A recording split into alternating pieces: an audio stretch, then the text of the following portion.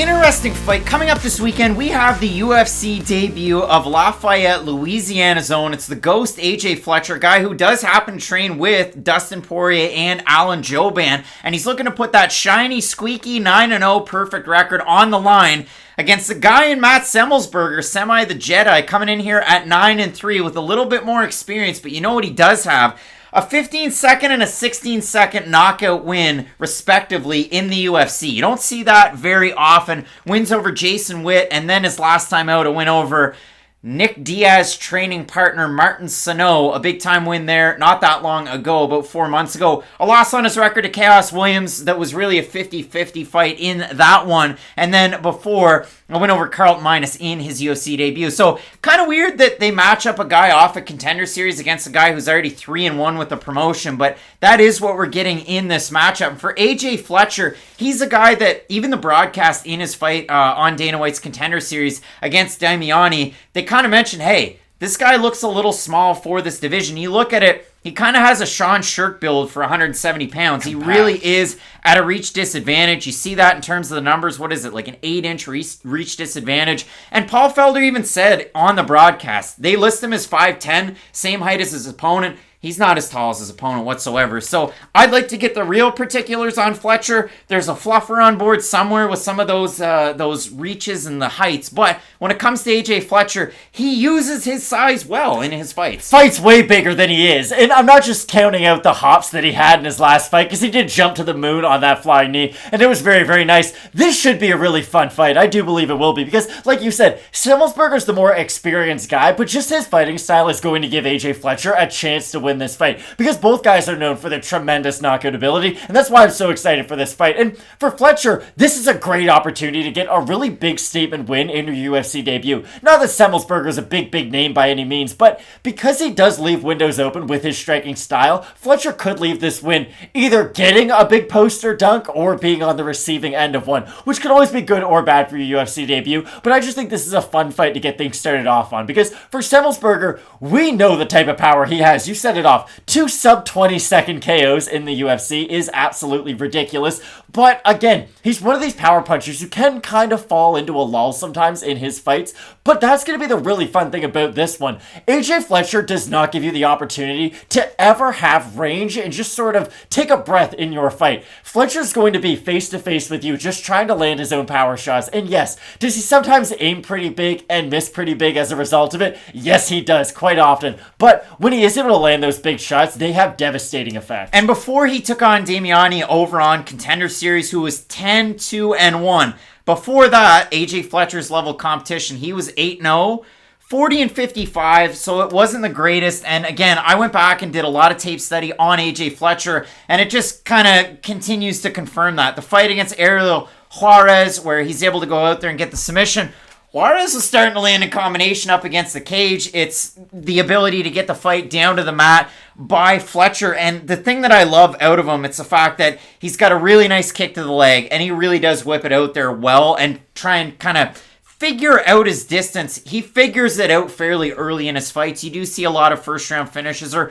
early enough finishes. At least his last 3 have been in the first round for Fletcher. His fight against Wesley Golden, he just kind of lands a big overhand right, drops Golden, ends up on top, and he ends up getting the submission pretty quick in that one as well. But he really is an all-action type of fighter. I listened to another interview with Lucas Grandsire, and he kind of talked about the fact that it's been hard to get fights after winning on Contender Series. It hasn't been injuries. He hasn't fought since August of last year. So, bit of a layoff for him coming into this fight. He was kind of surprised that he ended up with a guy that's 3-1, but really accepting of this matchup. Like, hey, they're throwing me into the deep end. I like that. So, I like that as well. Might seem like a surprise that you kind of expect like a little bit of a layup for a guy that's exciting as AJ Fletcher. You want him to get his feet wet and for him to get a win. But it is an interesting one because for Fletcher, doesn't come into MMA with some extensive background in wrestling, no big high school state champion, but that can be a staple of his game as well. Really good double legs, really good single legs too. Do you know what I think the career of AJ Fletcher is going to be like?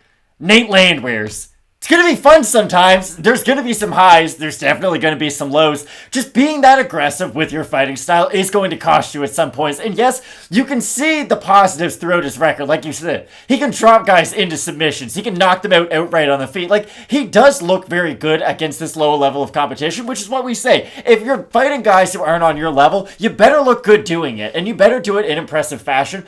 I just worry about what he's going to look like against Semelsberger if that first flurry doesn't land. If Semelsberger does weather that early storm, which he can, like, he fought Chaos Williams to what was a fairly competitive fight, and Chaos Williams has legit knockout power. And listen, AJ Fletcher hits hard, but I don't think he's the knockout artist Chaos Williams is by any means. So I do think that Semelsberger, like you said, he's got the experience factor, and not only does he just have the experience factor, he's fought guys that uniquely get him ready for this matchup, and I do think that's going to be a big key to this fight. And when you look at this one for Semelsberger, the one giant negative that I have is the fact that his wrestling defense can be shoddy at times. Now, his offense is quite good. I mean, both of these guys, for AJ Fletcher, you might not think it, but he was a middle linebacker in football. He wanted to go to college for football. It didn't work out, so he found MMA. For Matt Semelsberger, the college football found him. He was a strong safety, and I'll throw the picture up there.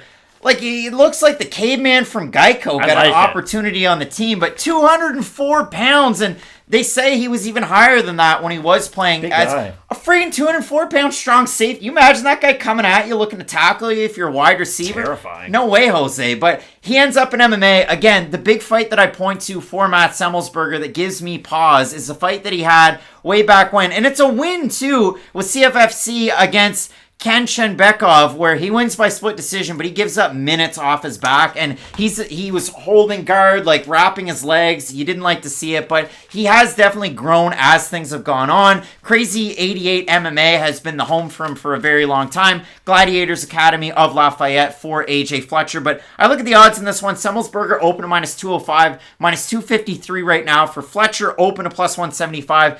And he is up around a plus 201 or thereabouts on best fight odds. We look at Tapology for the votes. Surprise to us, they are to you. I'm going to say over under 70% Semelsberger. I'll say over. I'm going to say over. They are over 474 total votes, 79% Semelsberger, 71% by knockout. For the 21% that have Fletcher, it's like a lifesaver popsicle. 33% by decision, 28% submission, 30% by knockout.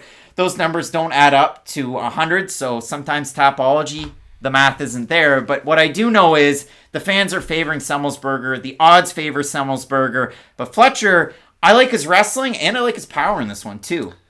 I just think he has so many windows of opportunity for someone to knock him out. And that's the thing. I don't really like the odds on this fight because Semelsberger will play Fletcher's game, especially early. He will trade a lot of those power shots, which will leave a door open for AJ Fletcher to win. But I do think Semelsberger's the steadier guy throughout this fight. And I do think that offensively, he's going to be the one to go to his wrestling first. And I do think that's going to be a big factor. I do think that if push comes to shove and he really needs it, especially up close, he can really go for it if he has to. Whereas I do think Fletcher's going to struggle a little bit more to get the takedown offensively if he needs it. So for that reason, I'll pick Semelsberger, although I am surprised to see him be such a big favorite. Semelsberger, I think he just gets the respect from those really quick knockouts of Witt and of Sano his last time out. But when I look at Semelsberger, good offensive wrestling, not good defensive wrestling. I don't necessarily know if I see him shooting first.